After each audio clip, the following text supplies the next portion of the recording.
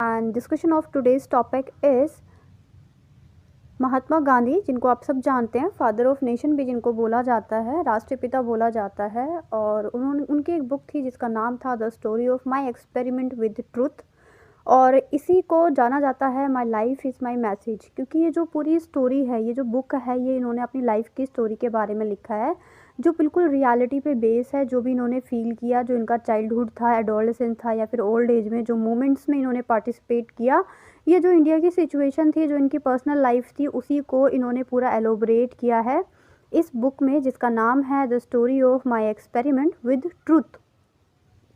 सो बात करते हैं इनकी कुछ पर्सनल इन्फॉर्मेशन की। So he was born in 2 October 1869 and died on 30 January 1948।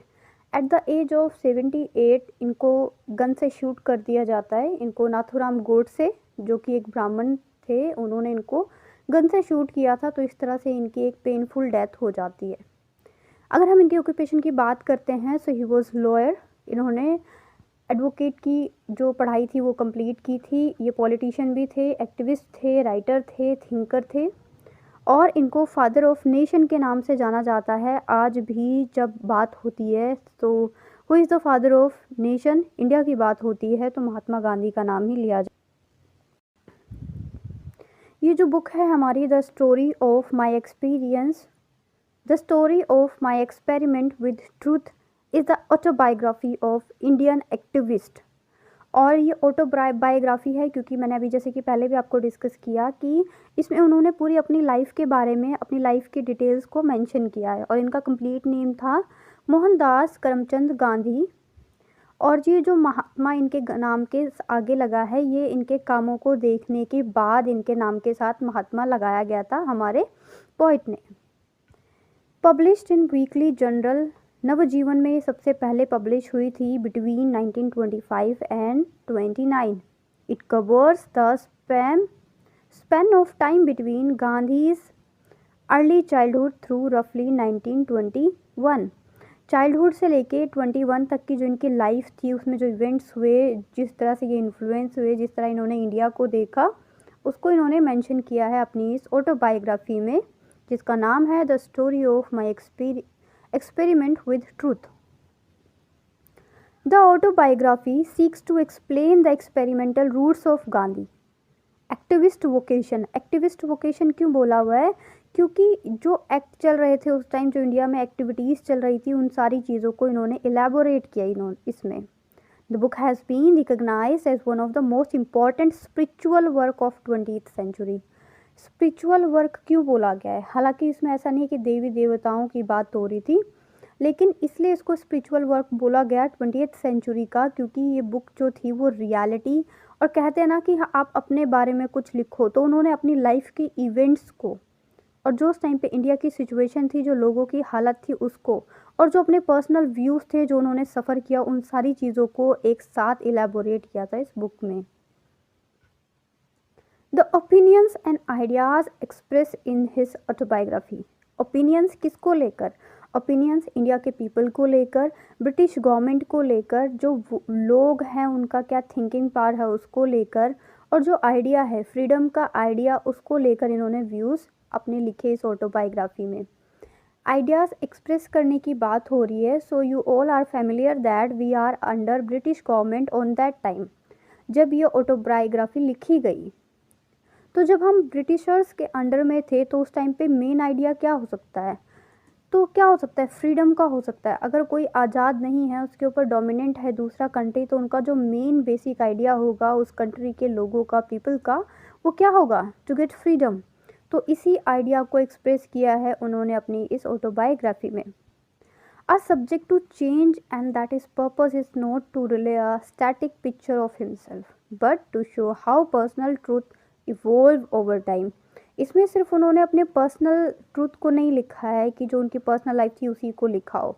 अपनी पर्सनल लाइफ के साथ साथ उन्होंने जो लाइफ का ट्रूथ था उसको भी असेंबल किया है इस बुक में। He also claim that the book is moral and spiritual in nature. वो बोलते हैं कि ये जो बुक है उनकी, the story of my experiment with truth, ये एक मोरल और स्पिरिचुअल है नेचर में। अब मोरल क्यों है? मोरल मतलब है कि जो आपको कुछ मोरल देती हो, कुछ नॉलेज देती हो, क्योंकि इस बुक में उन चीज़ों को मेंशन किया गया था जिसके थ्रू जो इंडियंस हैं वो अपनी फ्रीडम को गेन कर सकते हैं।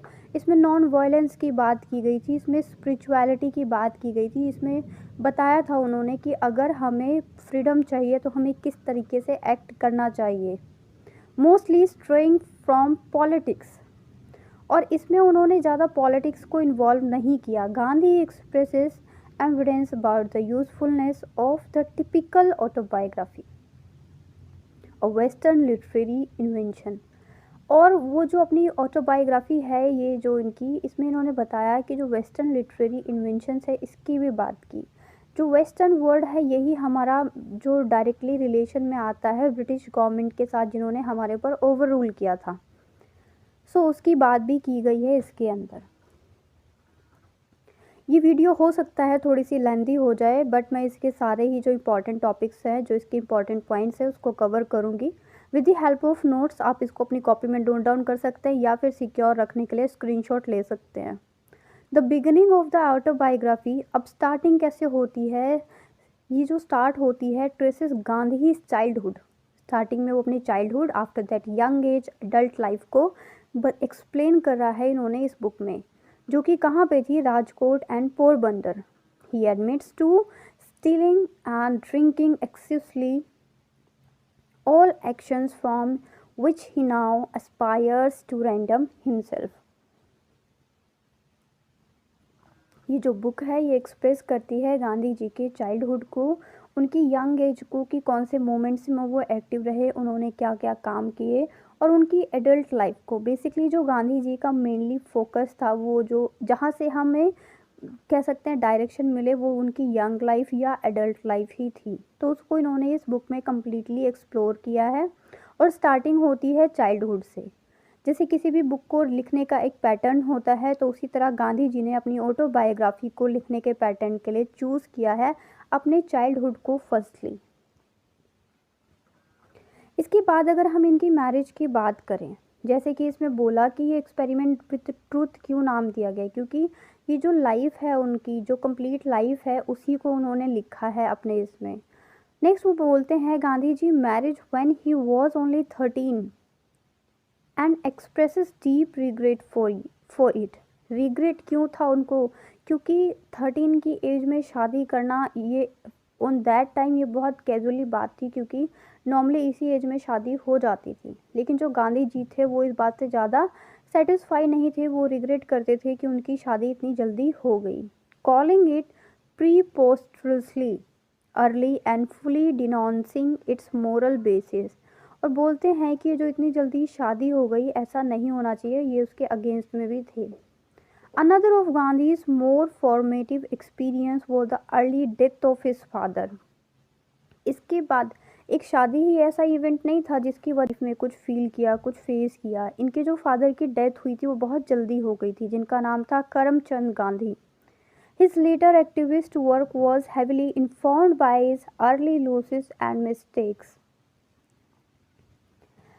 अब जो इनकी फादर की डेथ हो गई, उसके बाद जो इनकी लाइफ थी उसके बारे में हम पढ़ेंगे। After the death of his father, Gandhi decides to study at a local college.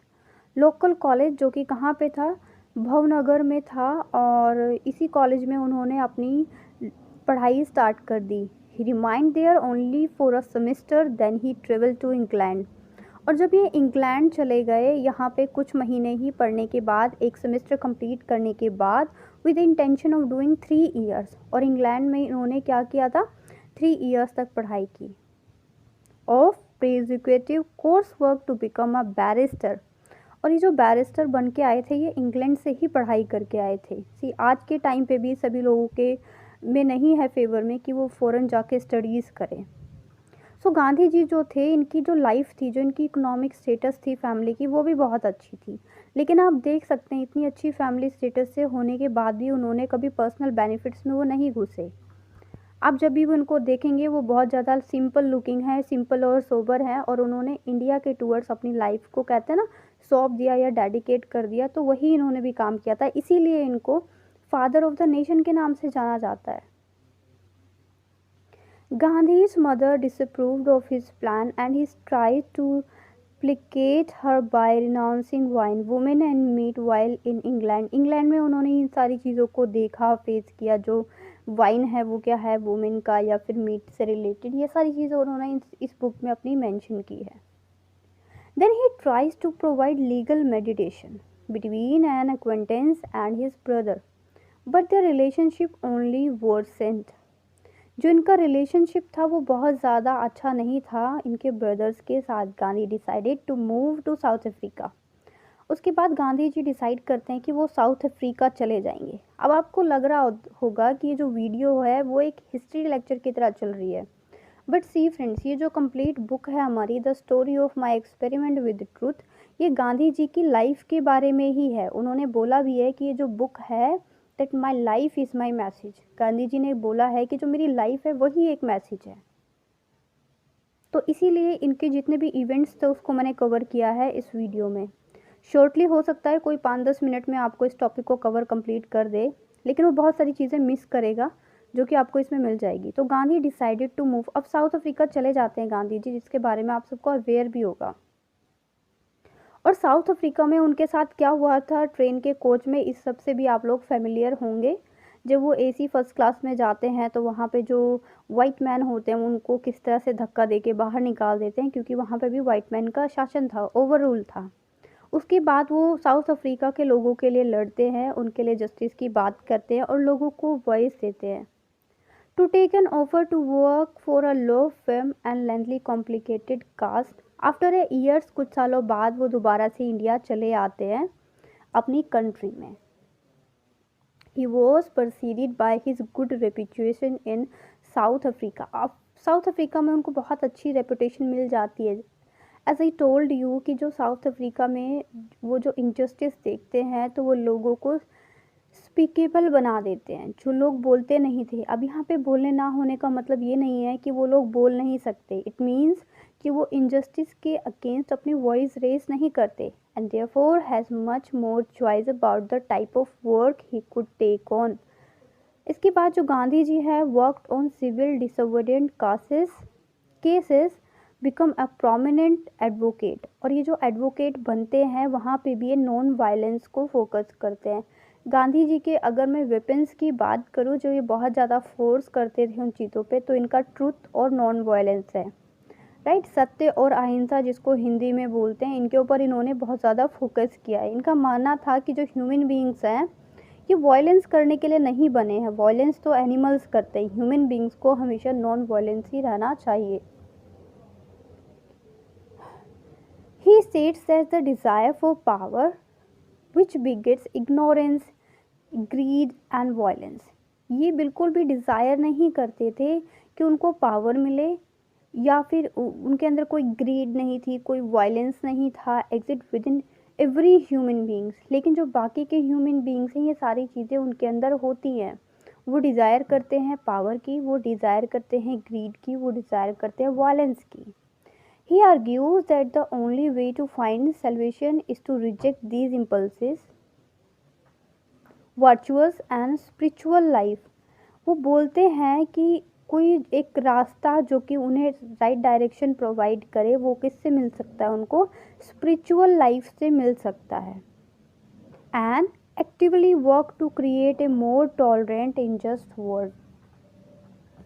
In the final farewell section, अब ये जो बुक है इसका जो लास्ट सेक्शन है, या फिर आप कह सकते हैं जो लास्ट पेज है, या फिर जो इसके लास्ट पार्ट है, उसमें क्या मेंशन किया गया है. उसमें लिखा है Gandhi ji writes that he never imagine these writing would transformed into an autobiography. उन्होंने कभी सोचा नहीं था कि ये जो चीज़ें लिख रहे हैं वो एक ऑटोबायोग्राफी का फॉर्म ले लेगी. He hopes that his readers will look past. और उनका जो पॉइंट ऑफ व्यू था वो यही था कि जो इसके रीडर्स हैं जो इस बुक को पढ़ें वो अपने पास्ट को एक बार ज़रूर देखें. और पास्ट क्या था इंडिया का, इंडिया के पास्ट की बात हो रही है, इंडिया के कल्चर की बात हो रही है, इंडिया के लैंग्वेज की बात हो रही है, सिविलाइजेशन की बात हो रही है, नॉन वायलेंस की बात हो रही है. यहाँ पे पास्ट को रिलेट किया है इन सारी चीज़ों से. The genre ascribed to his work and utilize his experiment to general insight into their own past and conception of truth. और वो सच की बात करते हैं. As I told you earlier कि गांधी जी के मेन टू ही वेपन्स थे, that is truth and non violence, सत्य और अहिंसा. This idea of truth as ever evolving process क्यों है? क्योंकि आज भी इस आइडिया को अप्रिशिएट किया जाता है. हम लोग इसको पढ़ते हैं, समझते हैं, एलाबोरेट करते हैं. Of developing a mind about the world. Gandhi ji का मानना था कि ट्रूथ स्पिरिचुअलिटी से ही जो माइंड है वो बिल्कुल राइट डायरेक्शन में रहता है और जो ह्यूमन बीइंग है उसका माइंड प्रॉपर तरीके से डेवलप होता है. rather than the study of strategic object in central of Gandhi जी's autobiography. तो इस तरह से जो गांधी जी की ऑटोबायोग्राफी है वो फिनिश हो जाती है. इसको हमने स्टार्टिंग से लेके इसके लास्ट पेज तक को डील किया है, क्या से इसमें कौन कौन सी बातों को इन्वॉल्व किया गया है और किन चीज़ों को ज़्यादा इम्पोर्टेंस प्रोवाइड की गई है गांधी जी के द्वारा. तो अगर मैं इसको बिल्कुल ही शॉर्टली बोलूँ तो स्टार्टिंग की जो स्टार्ट होती है वो इनके चाइल्डहुड से स्टार्ट होती है. आफ्टर दैट इन्होंने अपने एडोलेसेंस को दिखाया है, अपने एजुकेशन सिस्टम को दिखाया है, किस तरह से इनकी जो मैरिज है वो 13 ईयर्स में हो जाती है. उसके बाद कुछ चेंजेस आते हैं इनके माइंड में और जो इनके फादर हैं उनकी भी अर्ली डेथ हो जाती है. After that he moves to South Africa और साउथ अफ्रीका में वो अनटचेबिलिटी को देखते हैं, उनको किस तरह से ट्रेन से बाहर निकाल दिया जाता है. And he became the voice of unspeakable people. और वहाँ पे इनके वर्क की वजह से इनको बहुत ज़्यादा रेपुटेशन मिल जाती है. And then after he came India again, barrister की डिग्री लेके आते हैं ये इंग्लैंड से. इनका जो एजुकेशन था, जिन्होंने स्टडीज़ की थी वो इन्होंने इंग्लैंड से की थी. वापस आने के बाद जो इनका पूरा जो फोकस था वो इंडिया के डेवलपमेंट में लग गया, इंडिया के कल्चर में, इंडिया के लोगों को अवेयर करने में. और ये जो लाइफ थी इन्होंने अपना एडवोकेसी का काम भी स्टार्ट किया, वो भी इन्होंने फोकस किया इन्होंने नॉन वायलेंस की तरफ. और ये बोलते थे कि इंसान के टू वेपन्स होते हैं, that is truth and non violence. और इन्होंने इसी को